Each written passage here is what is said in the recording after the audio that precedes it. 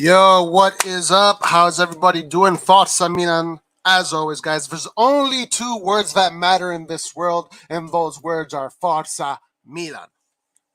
How is everybody? Orlando Santos, Forza Milan. Falcon Flynn, Forza Milan. Bilal Hussein, Forza Milan. Joel, Forza Milan. Forza Milan. Always and only Forza Milan, guys. All right, so a few things to talk about today that I think are very interesting, and I think that we should, give our opinions about. First of all, let's start right away. Well, let me say hi to Kangu. What's up, Kangu? Congratulations for your 1-1 draw against Atletico Madrid. Safe, what's up? And Weezu. But before we get into it, let's talk about this nice piece that came out of Gazzetta dello Sport, which is something that really, when you put the numbers together, it looks like that this is what we're going to get. I'm at Forza Milan. Gazzetta says Elliott prepare 100 million euros war chest for the AC Milan summer market with a different strong talents in radar. So, first of all, the first thing that comes to mind when I see that headline is this: that 100 million for us is a lot.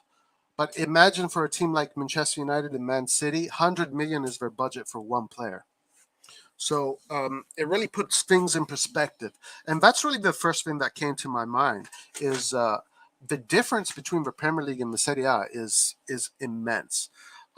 Literally, with 100 million, you probably could not even buy the best players in the Premier League if you're buying within the Premier League. But let's forget about that 100 million and what they do in the Premier League. Let's talk about what we can do with 100 million in Serie A with AC Milan's. Kangu says 100 million is more than ours. Ours is 75 million net. Kangu, that is not true. That is definitely not true. Jean Felix would be so good for the number 10, if only. If only. Well, guys, let's get straight into it. Let's see what they're saying. What they're saying about these 100 million. Let's see if it's something that is going to happen, and what my opinions are about it, and what you guys think about it. As reported by La Gazzetta dello Sport in today's print edition, the club will have around 100 million euros ready to be committed into the next mercato, which starts in July. It is definitely an important fee, which would be very useful. Last summer, between the permanent signings of Fikayo Tomori, Sandro Tonali, the rival of Fado Balotore, Mike Magnan, Oliver Giroud, loan fees of Alessandro Fiori, loan fees of Pietro Pellegrini, loan fees of Bakayoko, and loan fees of Brahim Diaz and Junior Messias, and the signing of Yassin Adli, the club spent around 75 million euros. Guys, I mean, look at all those operations that they did in the summer. Milan was quite busy. So 100 million euros on the occasion of qualifying to the Champions League for the second time in a row is not a really far-fetched story. Okay. The targets for Elliott's AC Milan.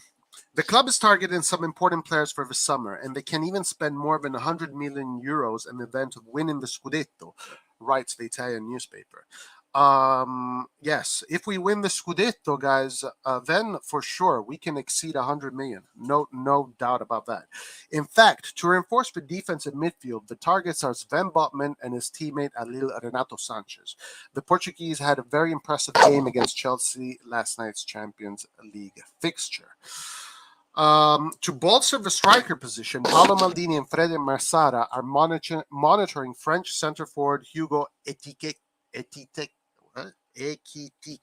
who is 19 years old. He plays for Rennes and has a contract value in 2024 with 10 goals, 4 assists in 24 games this season so far. Not bad. I heard many good things about that player. For the wings, Milan will be eyeing a transfer 24-year-old left winger of Tottenham and Steven Bergwijn, as he is struggling to find space in Antonio Conte's system. His contract runs out in 2025. The former PSV star has featured in 18 games with just a total of 723 minutes played. He has 3 goals and 2 assists to his name across all competitions. I do not know much about this player. I'm not sure about him, but I do agree. And I do think it makes sense that AC Milan We were at 75 million last season. With the increase of revenues, with the team doubling, tripling in value, just the fact that there were people at the stadium, the qualifications to the Champions League, and guys, if we win the Scudetto, or we will make top four, we have to make top four again. Our revenues are going to just keep on going up and up and up by those, um, therefore, Milan will have more money to spend. And these are the numbers that, if you really put them together and you really think of this logically, this is what we're expecting: 100 million, or maybe even more. And now, what I would do with 100 million, and what other people would do with 100 million, that is all up to debate. It really depends on who you're asking. So at the end of the day, if you were to ask me what I would do with that 100 million, I would get Belotti on a free, Berardi, Renato Sanches, and Bremen. I would not get Botman. I would get Bremen, and I'll tell you why. I saw Bremen play against Vlahovic, and I see Bremen play against these teams in Italy. Bremen is ready for the big games. Bremen is ready, and Bremen just completely destroyed Vlahovic. Vlahovic is a player that is very difficult to keep him at bay. It's very difficult to mark him. And Bremen just put Vlahovic in his pocket. So now, I did not see the game against Chelsea, but I heard that Botman had a pretty stiff game. He did not have a great game. He's much more expensive, but he's a big guy. I don't know if Botman would be better than Bremen. But I think a lot of people, I'm also seeing, in a lot of comment sections and opinions of a lot of people in Italy, that Bremen is definitely a much better suitor than Botman. Inter seems to be going for Bremen, or Bayern, Juve, Milan. Well, let's see what happens in the summer transfer market. Also, because at the end of the day, it is possible that neither Botman or Sanchez end up going to Milan. We don't even know if these are really the first targets, but that's what they're being reported as. Target number one, Botman. Target number one, Renato Sanches.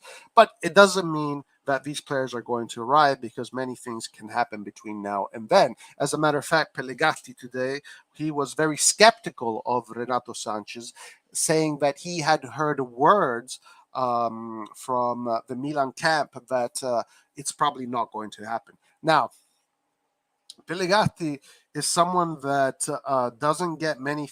He gets a lot of things. He 1 week he'll say something, 1 week he'll say another thing. For example, Pellegatti said that the main target of AC Milan's defense was Bremen. Right? He said that was the main target. Now, at the end of the day, maybe Bremen was their main target, but Inter got to him first, or Bayern got to him first, and he committed to them. So he said, "No, I'm sorry, AC Milan, but I think I already chose my destiny. I will sign this 1 year renewal for Torino, and then Inter will pay for me, or Bayern will pay for me." That's probably what's going to happen with Bremen, or maybe he's going to come to Milan. But it is very, very possible. It is very possible that Bremen actually was the first choice. Now we go to Botman. Botman, again, is a player that for me is very difficult to judge, because I just have not seen him play. I've seen his highlights. Of course, everybody looks good in their highlights. So I've not seen him play, but I have seen Bremen play. And let's see what happens. Let's see what happens. As far as Sanchez goes, Roy, did you see Renato Sanchez versus Chelsea? That guy's amazing. Guys, I have watched Sanchez play very carefully, because Sanchez is a player that the first minute he touches the ball, you're already in love with the guy.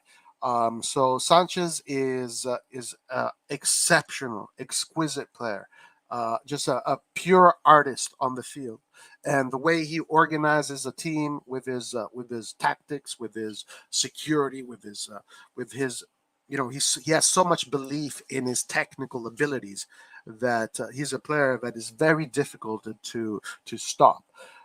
Sanchez is one of the players that I've always said, when I saw him, man, that's a Milan player. So I'm very happy that Sanchez is being linked to Milan. Now, if it happens, I'll be very happy. I have the feeling that it's already a done deal, but this is just me going by fields. There's a lot of signs regarding Sanchez when it comes to Milan. The fact that he's liking these Instagram posts that are very indicative of something, of a feeling there. When it comes to Sanchez, basically the issue is this: that they still need to agree on a wages, right? They still have to agree on what they're going to pay the agent Mendes. They still have to agree what they're going to pay the club. So these are the three things that came out today that have still not yet been decided. So some people have for some reason decided to bring out this message of skepticism around it. Maybe it's a tactic. Maybe it's true. I don't know. I think just by the signals that we've seen that this is a done deal. That this is a done deal. Um, Milan Lab, Roy, I can see a player like Bergwijn flourishing in AC Milan under Pirelli tutelage. Well, I'm not very familiar with Bergwijn either, so it is a player that I cannot judge or talk about. So I will reserve judgment. Kangu disagrees with you. Milan Lab might destroy him, though. That's the only problem. Um, Pellegatti has become embarrassing. He's more interested in click these days than providing concrete news. Now, the thing about Pellegatti that I question myself is he is kind of an agent when it comes to AC Milan. He is very connected to that. Him and Serafini and Suma, those three people in particular, they work for the club. They're there and they are the ones that project the AC Milan messaging. So sometimes I wonder if he's instructed to say certain things. Just makes me think if sometimes he's instructed to say certain things. But maybe not. Maybe he's totally going on fields too. Do you think Ali will play as our number 10 next season? Number 10, I have seen Ali play. I've seen moments of his game. And I think Ali could play as a number 10 because Pioli likes to use number 10s that also double up as midfielders. He likes players that fight the whole game. So a number 10 needs, in Pioli's eyes, needs to be able to do that. In Pioli's system, the number 10 is not just the creator, but he's also part of the fighting machine that wins you back the ball. So Ali can definitely be a number 10 because he has creativity. He can do through balls, beautiful through balls, better than anybody in our team. Actually, if there's one thing that we are really lacking is nobody in our team is capable of doing through balls. The only one is maybe Ibrahimovic, but he finds himself in a position to do through balls because he's got nobody to do those through balls for. Ali is a player that can do a through ball, that can split a defense, and he does that regularly. So having that element in your number 10 position is excellent because, that's how you open the seas with those beautiful through balls. Of course, you need a striker that moves forward into space in order to do those through balls. So, yeah, that is a good position for that specific technical ability. And Ali could do that. Now, one thing about Ali that I gotta check is he doesn't seem to be very fast. He seems to be a little bit slow in compared to other midfielders. I don't know. I'm not sure about that. I just got to confirm that a little bit more. And being slow as a number 10 can hurt you a little bit because the number 10 role is a role where you got to be quick on your feet. You got to be quick on your feet because in that area of the field, there's a lot of bodies and you don't have much space to operate. You have to be creative. It's got to be a very fast football, and it's a different kind of football. Ali, from what I've seen, he likes to start from deep and then progress forward. But I guess we'll discover Ali. We will discover, and I think yes, yes, he could probably do it. Renato was playing right wing CM. I think Pioli should try the 4-3-3 next season or even the 3-5-2. I will never, ever ask for my coach to do a 3-5-2 or anything that then sets up my defense with 5 defenders. That is the most stupid and the most wasteful thing in football. having 5 defenders across the goal line or across the box is the most useless, pointless thing. So I really hope he never does a 3-5-2, but the 4-3-3, he could possibly do the 4-3-3. That would mean he would sacrifice the number 10. That would mean that Diaz is on his way out, because Diaz in this team can only play as a number 10 or a second striker. He cannot do the work that you need as a winger. At least he has not showed that. Maybe he can. Maybe he can. But the 4-3-3 is a solution. I'm not a big fan of the 4-3-3, just because I got to be honest with you. In the banter era, most of our banter era with Montella, with Gattuso, even with Mihailovic at times, the 4-3-3 was the formation, and I kind of got tired of it. I like this 4-2-3-1. I think it's more modern. I think it gives you different solutions. With a 4-3-3, I mean, essentially, a 4-3-3 is a 4-5-1, essentially.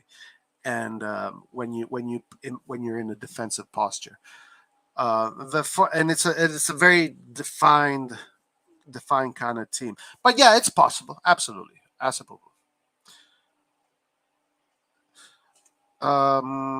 Do you think Pioli should be a little bit more aggressive with Milan players? I feel like, hold on, I skipped one. Leao is good at through balls too, but he's often attacking, so he doesn't display it much. Now, yes, actually, when I was thinking about the players that do through balls in the team, the only player that came to my mind is Leao. But you can't think of him doing it regularly.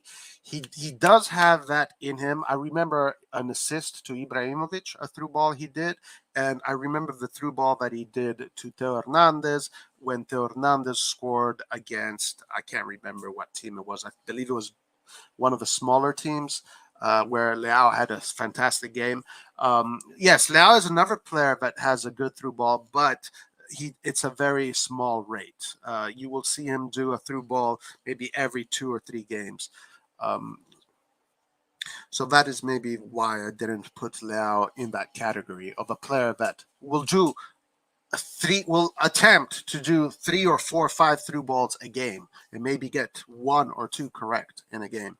Do you think Pioli should be a little bit more aggressive with Milan players? I feel like he's too nice to players and doesn't criticize any of his players at all. What's your opinion? Now, that is something that I think is a good thing to notice. Being aggressive towards your player is not necessarily. Let me answer this question. Let me answer you this question according to PSG's curriculum.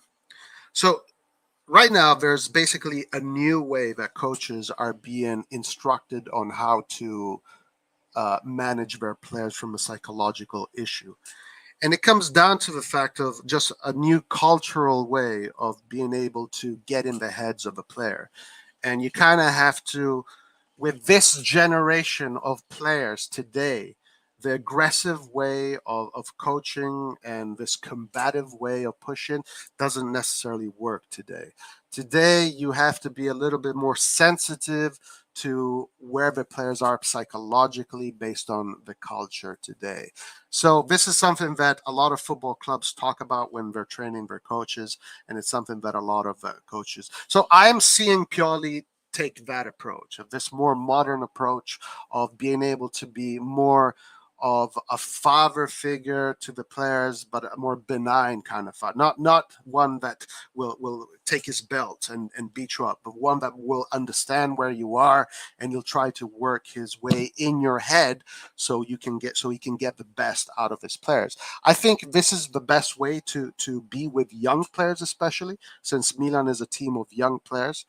And I think it works really nice. Eventually, and this is also what Ancelotti did in the beginning of his coaching, because that team was pretty young in the beginning. But you will see that as time goes on, as these players grow together and as they get older, I think Pioli will have to be a little bit more aggressive. But today, I think his approach is good. And being that And being overly the top aggressive does not get you the results that you think it might get you.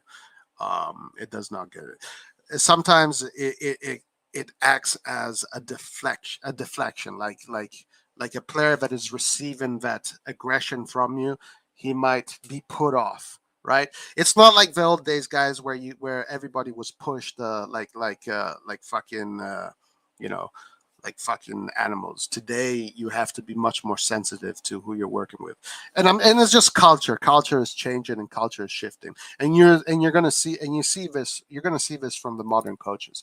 So yeah, I agree with how Pioli is handling the team. The team will have to, the team will get results. Ali looks more of a CM than a Cam. All right. Five at the back. Who are we? Atletico Madrid. Yeah, five at the back. No way. Five in the midfield against the best teams in the Champions League. I meant so we don't get dominated. Well, in a 3-5-2, you don't. The defensive posture of the 3-5-2 is not 3-5-2. That's the offensive posture of the 3-5-2. But in a defensive posture of a 3-5-2, it essentially becomes a 5-3-1, a 5-3-2, and five at the back is an look at. I mean, when you have five defenders at the back, you're sacrificing all the space to your team, and you're literally inviting your team to squash you. And then you can only be forced to play counterattack, pretty much how Juventus played against Villarreal. Juventus started as a 4-3-3, and as the game went on, it became from a 4-3-3, it became a 4-4-2, and then it became a 5-3-2.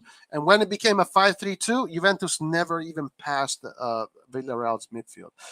And I saw that also with Inter. I saw it with Milan. I see this all the time. Five at the back is no thank you, get out of here. No five in the back. But that's my opinion about having five. No disrespect to you, Haz. I'm not saying that you're wrong. That's just my opinion. What's up, Christian? How you doing? I think Milan should try to get Berardi over the summer. Along with his talent, he can be a great leader to the younger players. Yes, I totally agree with that. Berardi would be a fantastic player to bring to AC Milan. Berardi is a guy that right now, in total, he has 10 goals and 12 assists. In the Serie A, he has got 10 goals and 10 assists. So if a player, I mean, if we look at how many goals Sassuolo scored, Berardi has been involved in 50% of those goals. And my thing about Belotti is this: bring in both. Bring Belotti and Berardi both. Berardi is a guy that provides, on average, every season, he provides with 20 plus goals, including goals and assists. And those are the same numbers Belotti brings. We don't have one player in our team that guarantees those kind of numbers. Only Ibrahimovic, but Ibrahimovic doesn't have the minutes. So he cannot get to those numbers. But maybe Leao is starting to get into that stratosphere of where combined goals and assists he can get to 20. If he continues scoring goals and getting assists, Leao might finish this season in the 20 range. I mean, we don't have one player like that. If we bring Belotti, Berardi, and Leao becomes like that, we're talking about 60 goals just out of three players. 60 goals out of three players. And then you get Giroud in there. He's going to bring you 10. He's not going to give you many assists, but he's going to give you the goals. And then Theo Hernandez can bring you. Maybe Theo Hernandez is looking like he might finish this season with somewhere around 15, 13 goals and assists together, which is a pretty good number. But we got nobody that can break the 20s. We got nobody that does that in our team. And Berardi is a guy that does that every season. Belotti is a guy that has done that literally every season, except for this season here. So, yes, let's bring in players that guarantee these kind of numbers. And then, guys, math is not an opinion. You want to win games, you got to score goals. Bring me 60 goals, 70, 80 goals a season, and then we're good. Let's see. He still needs to scream at them sometimes. He needs to balance the actions with players. Do you agree, Roy? Well, On the pitch, yes. On the pitch, absolutely. You have to shout at your players. You have to give them energy. You have to give them a confident voice. You have to make sure that they're doing their job, and that is normal. That will never change. And maybe he can get a little bit better at communicating with his players while they're playing. But the messaging and the way he talks at them in training, he's doing the right thing. You can tell he's doing it the proper way according to modern standards. Um, Thank you for your answer. I thought about it because I've seen how aggressive some successful coaches like Conte, Sir Alex, and Pep were in the dressing room, and Pioli is the complete opposite. Yes, and I don't know how that's now. For example, Conte, you give him a team of youngsters, he would destroy that team. I mean, Conte guys, I don't know. I came across what Conte. So Conte lost this game against Burnley, and I came across his press conference, and he said some crazy stuff. He's saying like, "Yo, Tottenham is a shit squad. The players are always the same, but the coaches are always changing." And Conte is a crybaby. Conte is a very difficult player, but like older players would be more suited for Conte. Sir Alex is a different generation. Pep also. Pep. Well, Pep is a little bit of both. Pioli is doing the right thing according to the age of the players that he has right now and their experience. Do you think we should keep Florenzi? 100%. Florenzi is a super professional player, super professional athlete, professional everything, and he's incredibly intelligent on the ball and very technical and tactical. So keeping Florenzi for what, 4 million, 3 million? You spend 4 million on Florenzi, and you have this player that you can use as one of your resources across a season of 3 competitions, such as Serie A, Champions League, and Coppa Italia. 100%. Yes. Roy, if we get Berardi, Belotti, Bowman, and Renato next summer, would you say we close to be a competitive team? I think if we get those players, in addition to all the other touch-ups that need to be done, we will be a team that can easily fight for the Scudetto. Also, when it comes to the striking department, I don't think Belotti is going to be enough. You need to have someone else in there that can also be reliable, because Ibrahimovic, we can't go into next season with just 2 strikers. Essentially, we need 3 good strikers. If you want to be a competitive team that wins in Europe, that wins in Italy, you need to have a deep bench, because that's the biggest difference between Italian teams and all the other European teams. The other European teams have these deep benches that could literally play first teams in Serie A. In Italy, we don't have these kind of deep benches. If Milan want to become seriously competitive next season, what they should do is take advantage of this great opportunity to get Belotti, because Belotti is for free. And he's a Milanista that wants to play for you. And he's a player that will, in the last, I think it was 6-7 seasons, has guaranteed a 20 plus goals and assists a season. And the guy has refuted incredible offers from Toronto, and all of these offers, he's just waiting. He is waiting. He wants to play for Milan. Belotti wants to play for Milan. That's the messaging that is coming out, that he wants to play for Milan. And this is a great opportunity to get a player for free. Okay, so now we need other strikers. We need 2 more. Giroud is quite old. Yeah, we can keep him next season, but obviously Ibrahimovic cannot play next season. He's not someone you can rely on, because today, even words are coming out that Ibrahimovic today understands that now when he gets injured, a few years ago, he'd come back 2 weeks later. Now he comes back a month later. You know, that's the problem with Ibra. So Belotti won't be enough. We need Belotti and someone else. Plus Giroud. We talk about Lazetic. Lazetic, guys, he's 18 years old.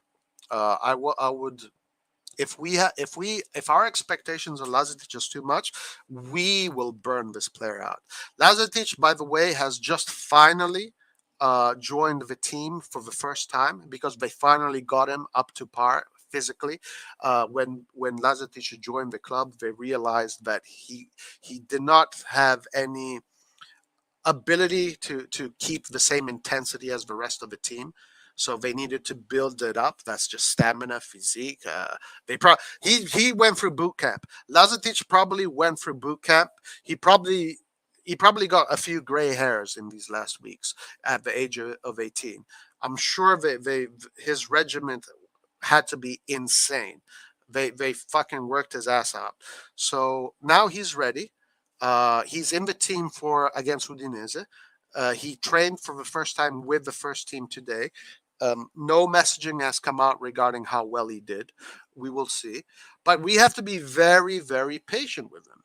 And the same way the club is being patient with him. What did the clubs do? They assessed him, they saw where he is, and they put together a program. Okay, we will prepare him, and this is the regiment we will do.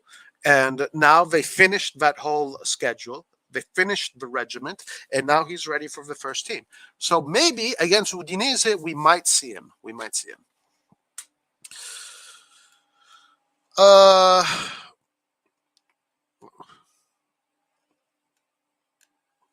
Do you think, Roy, on Friday we're going to see that younger striker also Nasty looking good?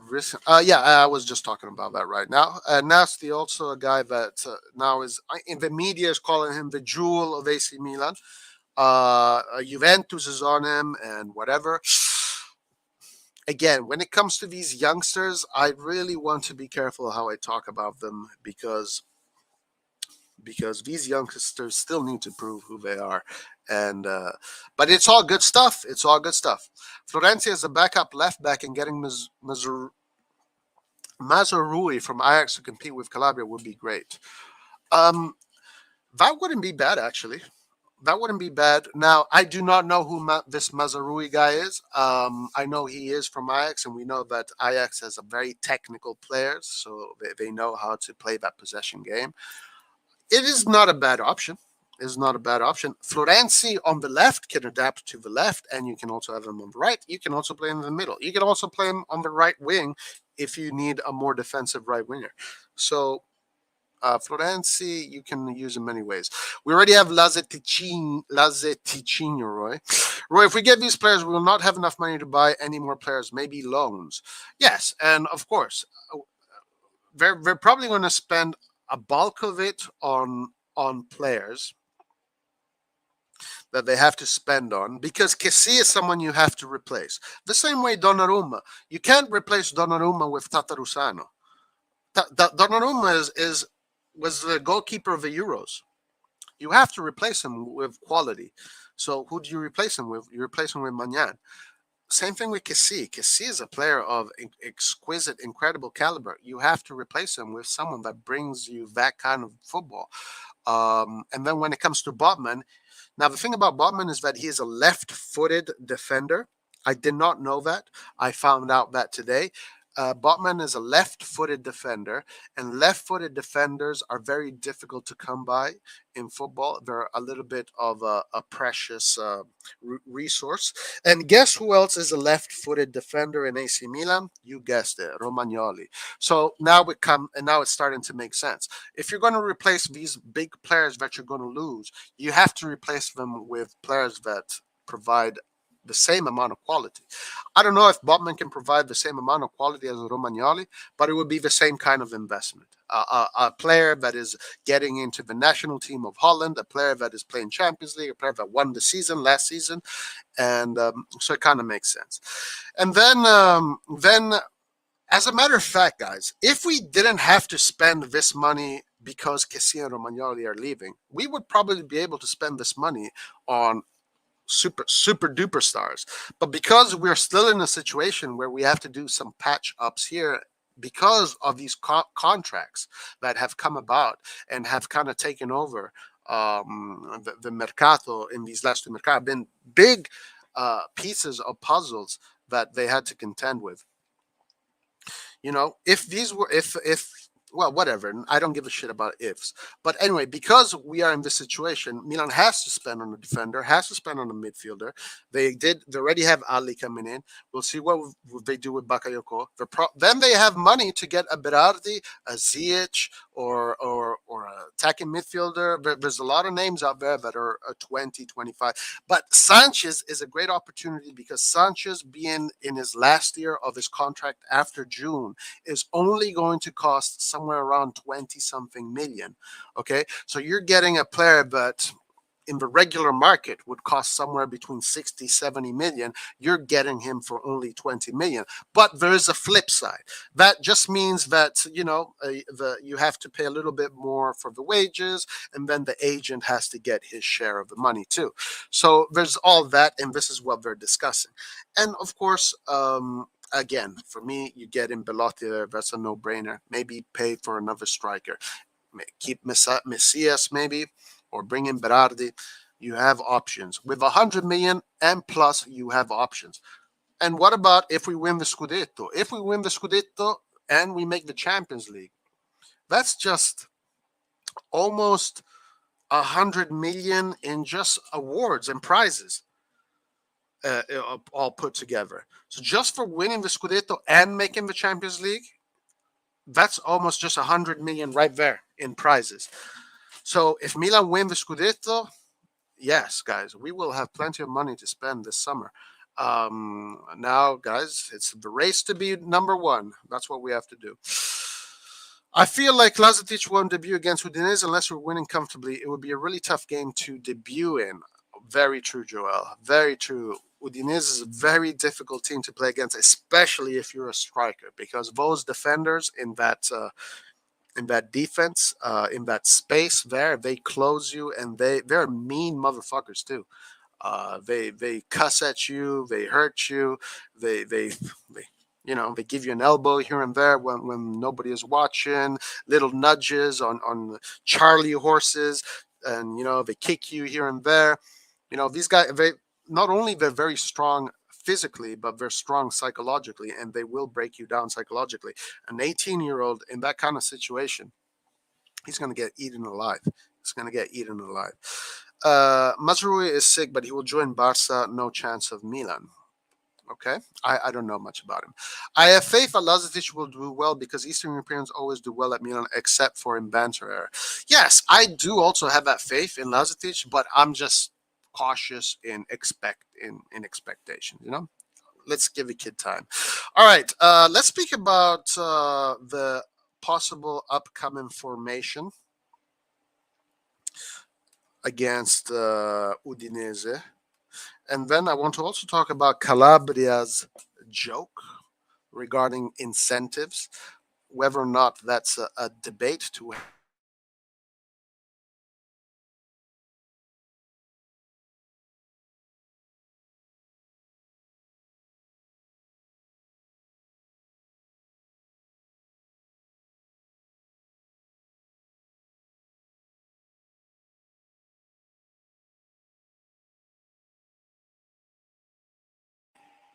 Hold on, guys. Give me 1 second.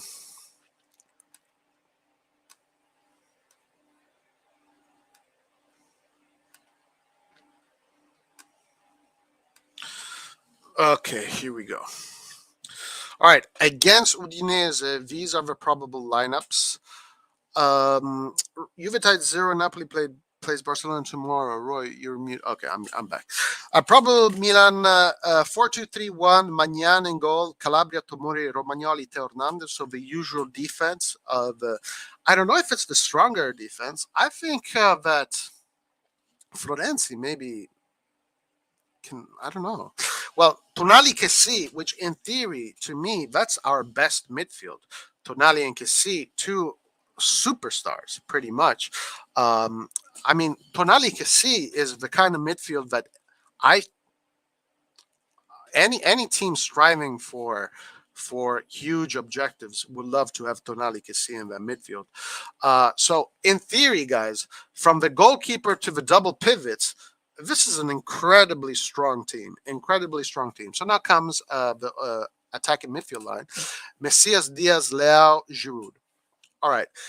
Now, The only issue I have with this formation is our bench. Is that if you start with this formation, and this is something that Pioli has been doing now for the past 3 or 4 games, he's been starting with this formation, but it's not been working out for him quite as maybe as nicely as he would like. Actually, it did kind of work out against Inter when he did things I think a little bit more correctly. By having Messias, Diaz, Leao, and Giroud, when it comes down towards the end of the game, the 70th minute, you don't have many options as far as offense. As a matter of fact, you only have one option, and that's Rebic. But you cannot make this game into a more offensive game if you need to. That means, again, I will say this again, and as long as Pioli's using this formation is only useful if you score 2 goals or 3 goals, and at the 70th minute, you can start closing down. You can bring Salamakers, you can bring in Bakayoko, you can bring Benacer for Diaz, and then you can keep Rebic to create a little bit or more that offensive depth. So this formation, guys, in the long run in a game, I don't know if it's the best formation that he can use. I really don't know. Now, if Pioli can get this team to do what it needs to do, which is score goals, because you have all of your goal scorers right there on the pitch from minute number 1. If you can get them to score those goals in the first 60, 65, 70 minutes, then this formation works. But if they don't do that, again, he's setting himself up for not being able to win this game in the long run if he needs to. This is the only issue I have with this formation. Let's look at the Inter game, for example. Inter game, he started with a more defensive formation, and maybe he was a little bit too defensive. Maybe he started a little bit too defensive, but he was able to change the game because he had offensive players to put on the pitch. Now, if Milan get to the 70th minute of this game and you haven't scored a goal, Messias is too tired because he's been running like hell the whole game. Leao, we know he loses energy. Diaz might get started. You're not putting other people that can score goals. The only guy you have is Rebic. So I'm not a big fan of this formation unless it actually does what it needs to do, which is score goals. If you score goals, then this formation is great. But so far, it has not really worked. It has not really worked as well as maybe Pioli has wanted to. So let's see if this is going to work out. Hopefully it does. Hopefully it does. All right, let's see what you guys think. Roy, would you prefer personally to start Tomori or Kalulu? At the moment, honestly, Kalulu. Now, look, this is a good question too, and it is a good question because if we look back at the last game, Tomori had a pretty bad game, while Kalulu came from a period in which he was covering for Tomori, where every single game Kalulu played, he looked brilliant. He looked perfect in every single game he played. So, with Tomori's performance against Salernitana, it raises the question, should Kalulu start over Tomori? Probably yes, Safe. Probably yes. Because Kalulu has been a complete guarantee. But of course, Tomori is also a guarantee. It might have just been a bad game. Let's see. This is a difficult one. Very difficult one. Very difficult one. I think Pioli should start Rebic for Diaz. The only time he's been effective post-COVID was when he came on as a sub for the Derby. Well, he could do that. He could do that and then bring in Diaz the last 20 minutes or the last 30 minutes. And especially when the team you're playing against, because the team that Udinese is going to sit back a lot. They're going to be chasing the ball a lot, right?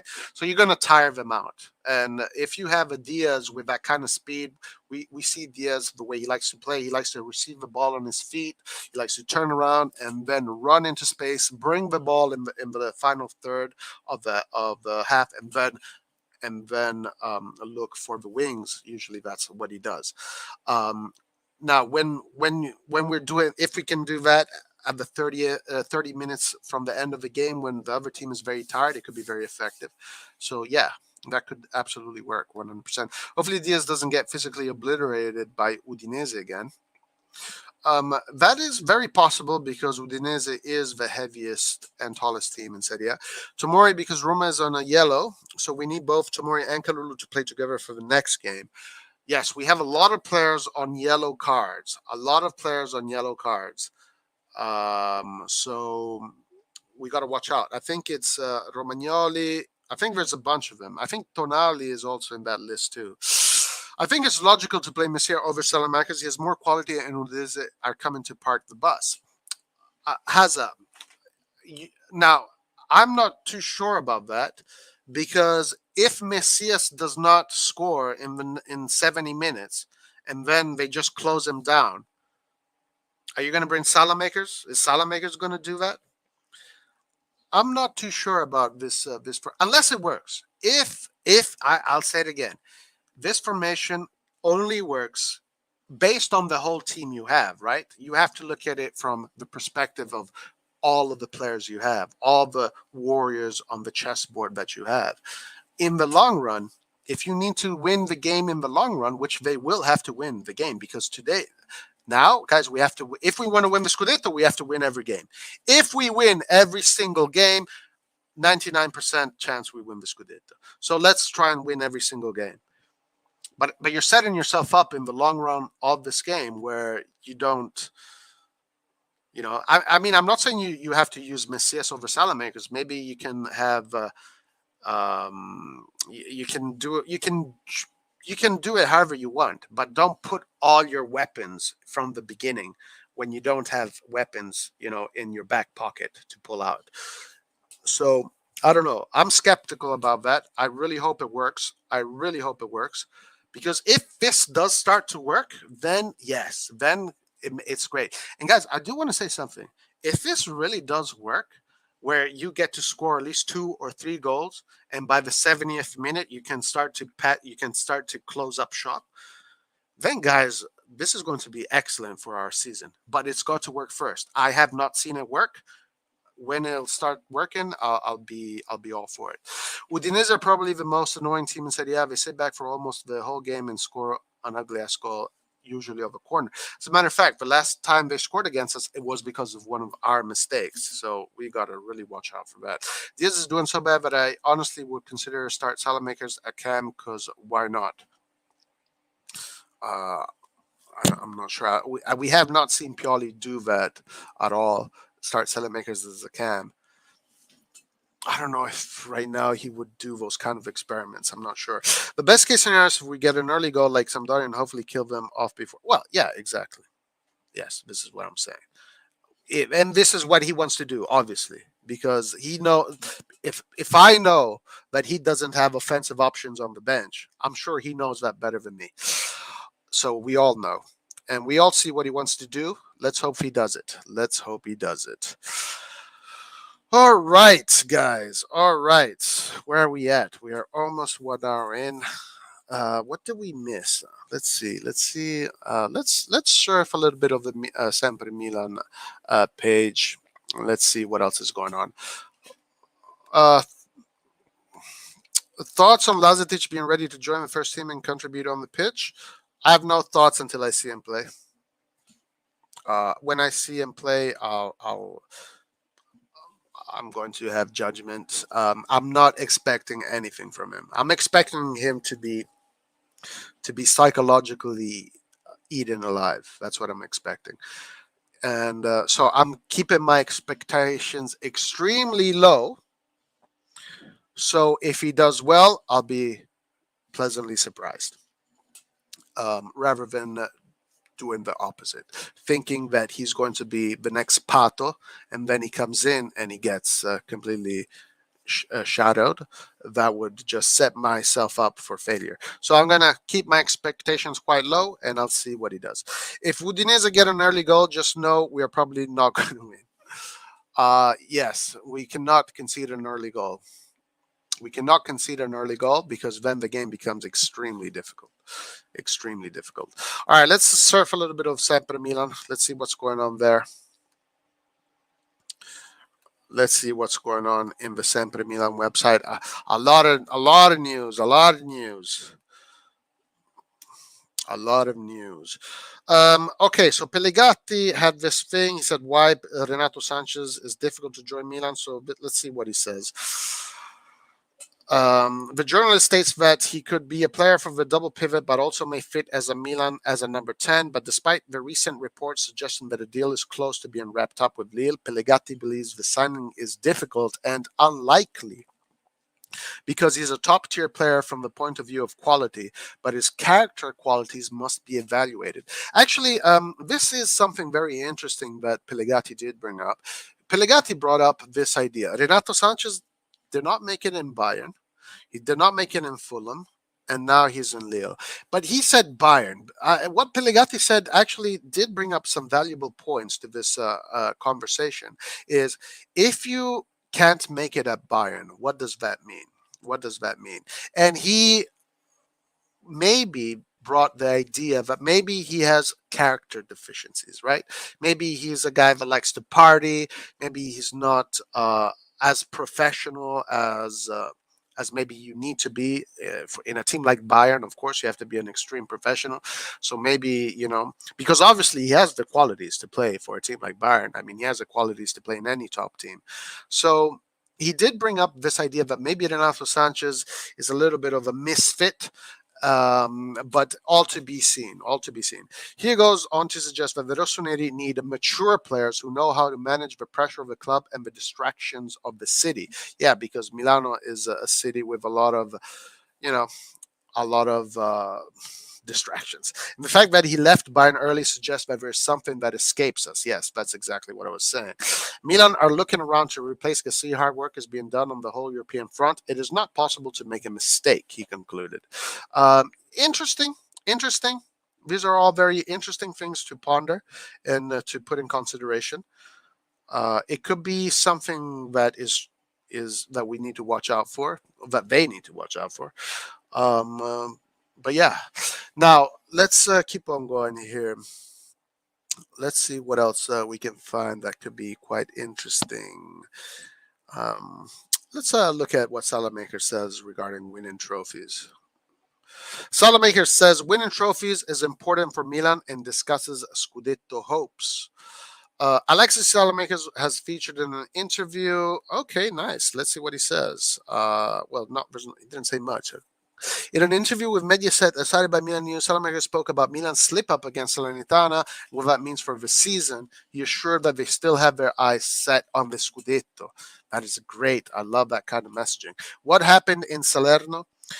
We were too hasty. We didn't take the time to play our game and think. It's a lesson for us in view of the next games. We must learn from this situation in order to not make the same mistakes again. And yes, Salernitana, those kind of games where the pressure, where you are playing because where you're playing on multiple fronts. Not only you're playing against a football team, but you're playing against the fear of not being able to win. And that's something that is very real in human psychology, especially in a competitive setting. All these pressures get to you, and sometimes they don't allow you to play a calm, cool, collected, calculated way. You do things too hasty, as he says. You don't think. You don't play your game correctly. So that was quite visible against Salernitana. It was quite visible that went on. I'm happy you're saying that they're learning from these mistakes because that's what they had to do. Are you thinking about the Scudetto? We have it in mind, yes. We have done a lot of work to be where we are, and I think it's also important for us to show with some trophies that we are a great team. Yes, I like that. We are thinking about it for sure, but it's important to think game by game and to win as much as possible. Then in the future, we will see if we can win the Scudetto or not. But we must be focused only on the game, then we'll see. Very good, balanced, mature way of thinking about it. You have to believe that you can win it, but you also have to analyze it step by step, game by game. The Rossoneri will face Udinese on Friday evening, and they will need to send a signal to their rivals at the top. Hopefully, the draw against Salernitana just ends up being a wake-up call. Quite interesting. If Udinese get an early, I read that. That's why we need more quality in the team. I'm not sure what you're referring to, Mr. Azan Lewis. Okay, let's keep on looking if there are any other interesting articles. Okay, let's see this. Let's see what this says. Actually, there was an interview with Giroud that was quite interesting. Let me see if I can get it. Let me see if I can find it. Let me see if I can find it. Ah, here it is. Ooh, wow, this is a big one. All right. AC Milan striker Oliver Giroud has insisted that he joined the club to win trophies. I like the messaging of trophies, guys. When you have to manifest it, you have to believe in yourself, but you also have to be realistic at the same time, and you have to be aware of your obstacles, because only by being aware of the obstacles and the forces that might impede you from winning trophies, only then you can be better prepared when you face them. AC Milan striker Olivier Giroud has insisted that he joined the club to win trophies and recalled what it was like to almost single-handedly win the derby against Inter. Okay, let's look at this one. This should be interesting. In the first half, we knew we didn't play well.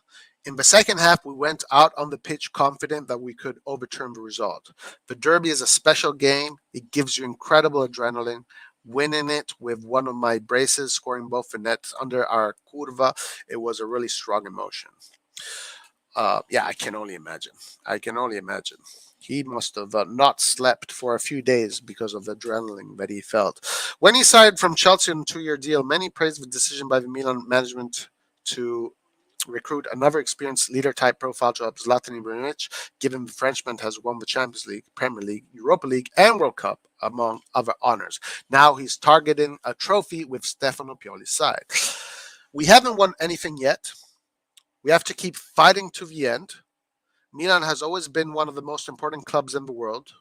When you wear this shirt, you always have to aim high. You can't be satisfied. There you go. And this is that character that these players bring. Why is Sanches further away? By the way, Forza Milan. Sanches is being, well, I already spoke about it, but just to it's basically they still need to negotiate the contracts, and Pellegatti is saying that it's going to be very difficult. I was referring to the game last weekend. Well, I mean, yeah, that's a whole discussion. That's a mercato discussion. Milan right now is who we are, so Pioli has to do the right things with the resources he has. When you make the Curva Sud shake San Siro, you know you did something amazing. Yes, very well. Very well said. We always thought we were a great team, a nice mix of young and experienced players, led by a great coach like Stefano Pioli, who encourages us to give our best every day. We are aware of our qualities, and we will do everything to give satisfaction to our wonderful fans. Very diplomatic. Very diplomatic. Giroud also gives Giroud also gives some background on his decision to finally try an experience in Italy, and he also spoke about his connection with Italy, given both his grandmother are from the country.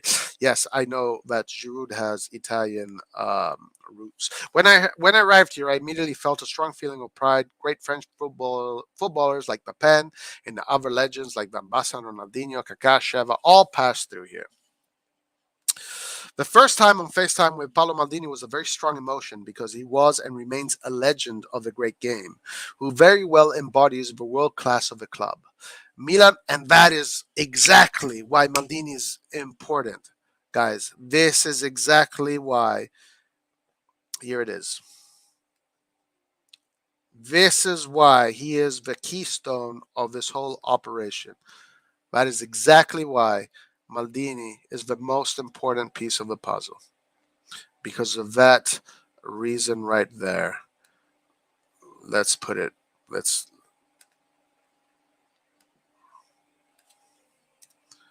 boom. There you go.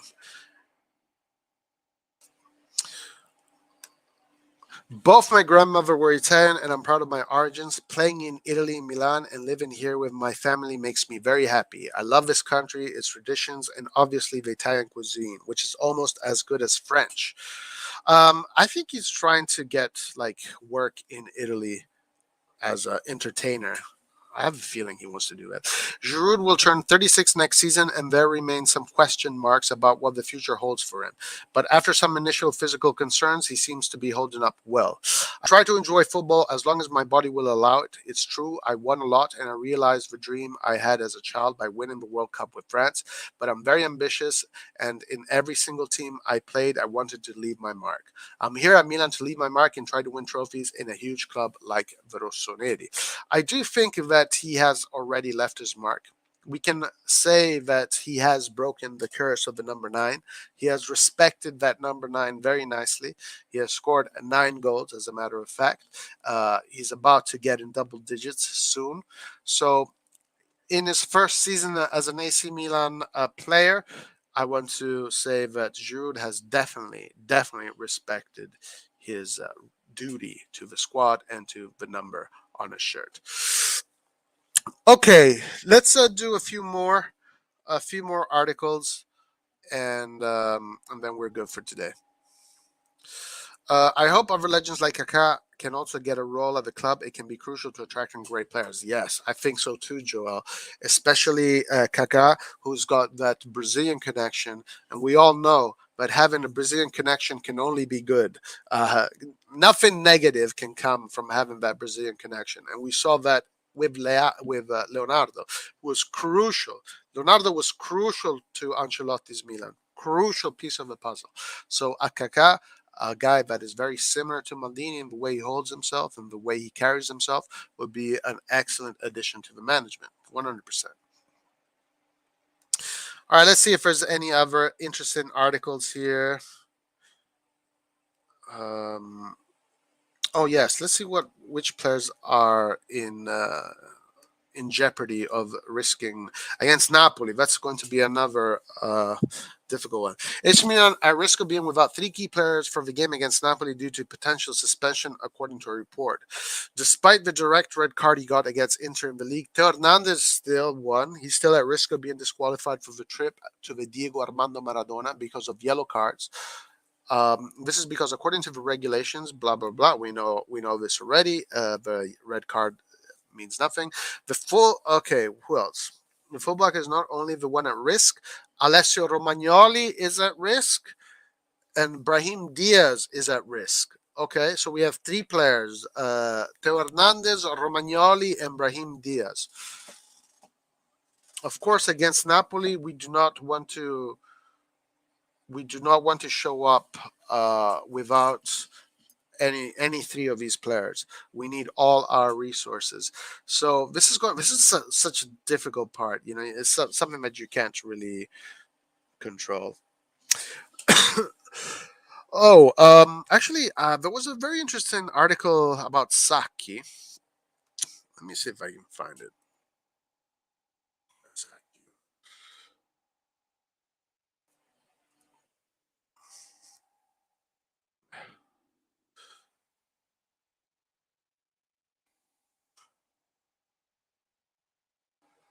Nay. Where relevance date? Where was it? For a very interesting Saki article, and he was talking about there. Is it this one? Is it here somewhere? No. I don't want to waste time looking for it. I guess I'll just scroll around.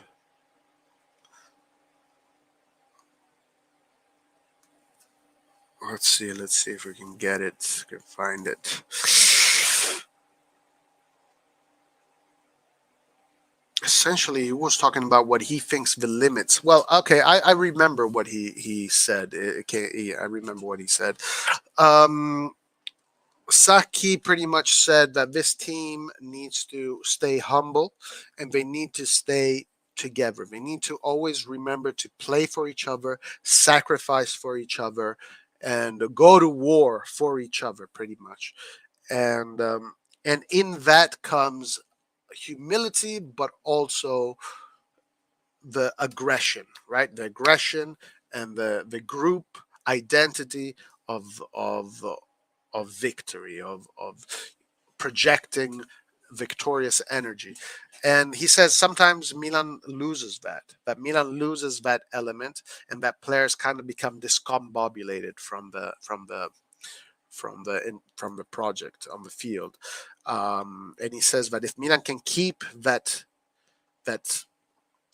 that glue together and they keep playing as a team, they can win the Scudetto, because he believes that Milan is the team that plays, is not the best team in Italy, but is the team that plays the best football.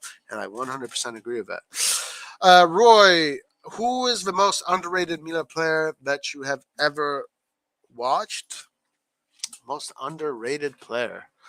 So underrated, meaning a player that a lot was expected from him, but nothing came out. I would say the guys in the band, like Fernando Torres, is one. Higuain. Um,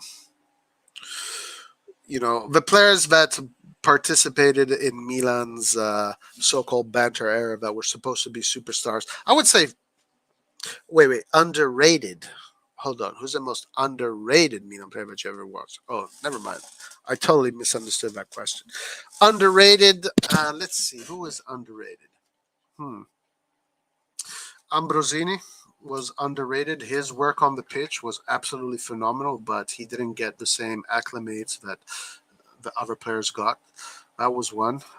Kaladze. Kaladze, very underrated. Someone that doesn't get the accolades that he deserves. He played very well for AC Milan. Those are the two players.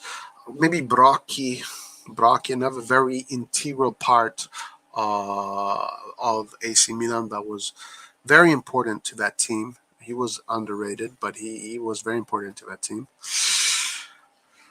Maybe Thomason.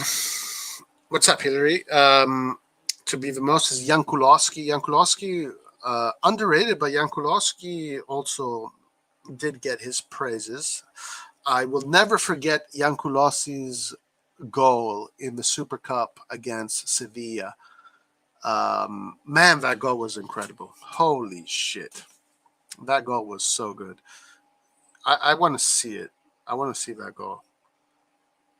The Pirlo's pass to Jan Kulowski was incredible, and Jan Kulowski's finish was out of this world. You guys just made me want to see that goal. Let me see if I can share it.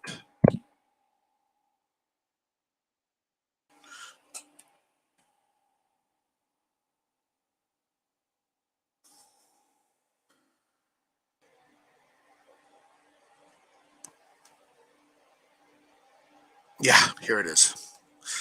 Mamma mia, ragazzi! This is like a beautiful, beautiful. This is a Michelangelo. This is a Leonardo da Vinci science project. A Michelangelo sculpture artwork. Let me get this. This goal here was just absolutely exquisite. I'm sure some of you remember it, but maybe some of you don't and haven't seen it, because this was this was a long time ago. All right, here we go.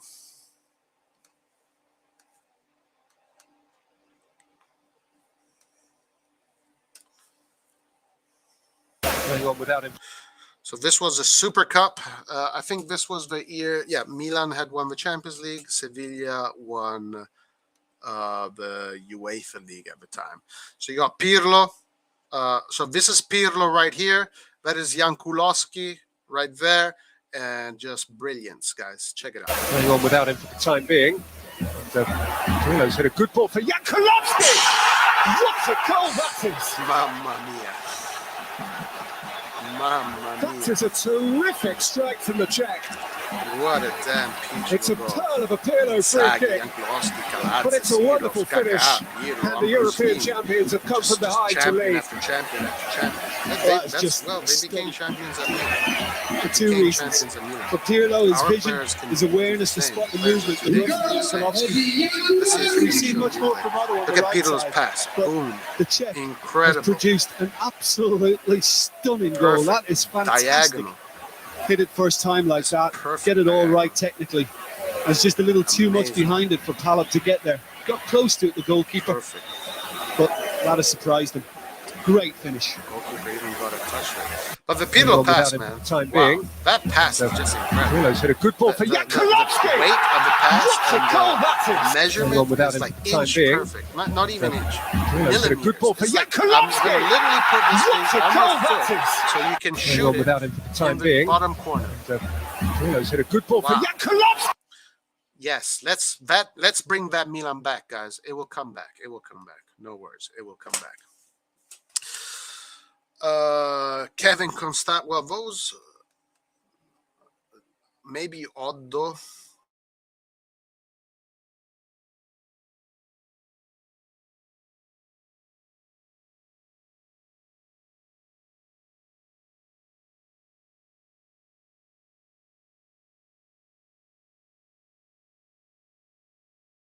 I wouldn't put Serginho and Birov in that category because Birov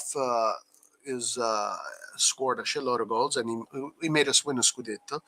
Serginho was part of the team that won the Champions League. Well, maybe outside of AC Milan, that you could say they're underrated. But Birov was an international player for Germany too. I wouldn't say that the world considered it underrated. Sevilla have lost many Super Cups. Yeah, they're always in the Super Cup though. Nikola Kalinic, that was the biggest failure, I think. Kalinic, still remember that great goal in the motion game with Sevilla. Yeah, that was amazing. Rodrigo, all day, all night. Okay, let's go back to Sempre Milan. Let's do one more article and then we're good for tonight. So guys, good positive news that the market this summer is going to look good. It looks like that Milan does have the funds to do the operations they need to do within the boundaries of Milan's expenses and what they're allowed to expend and what they can spend. So that is excellent news regarding that. I'm really liking the links that are coming out with Renato Sanches. I would prefer Bremen than Botman, but I guess we will settle for Botman. That's fine, no problem. I like that Berardi, today an article, or yesterday an article came out saying that Berardi is Pioli's number one choice. Again, it seems like it's always been his number one choice. I really hope we can get Berardi. I really hope we can get Belotti. And I really hope that Leao becomes a 20 goal per year player. Because if we have Leao, Belotti, and Berardi, that is a combination that guarantees you somewhere around 60 goals a season just from those three players, including goals and assists.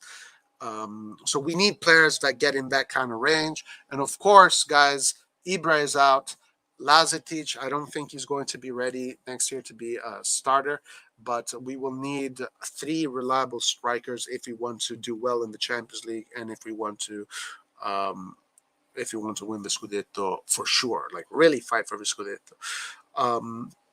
So hopefully we get Belotti and someone else. I don't know who, but I don't think Ibra is going to renew. I don't think, but of course this is just an opinion. He might renew. I like these names that are being linked to the club. They're the ones that make the most sense to me. I hope they come to fruition. But I also think that whatever Milan is going to do, they're going to make the right decisions. These are very competent people. And they as Giroud said, Maldini embodies the world-class aura of this team. And that is what Maldini will keep on doing. He's going to do his best within the limits he has to produce a team that is going to be one of the best, if not the best in Europe in the years to come. And then, guys, oh yes, I forgot to completely talk about the incentives. So Calabria was joking that the players need incentives to win the Scudetto. And I don't know if that messaging came out well. Maybe it was just a joke, a sarcastic joke, or maybe it was just a joke. But the media kind of read into that, put a little bit of a negative spin, saying like these players are already getting paid millions. They're already there. They're playing for Milan. They should be winning, fighting to win the Scudetto. They shouldn't be asking for incentives. So this argument came out. I don't think it's a healthy argument to have right now, especially when we are fighting for the Scudetto. We are fighting to be number one.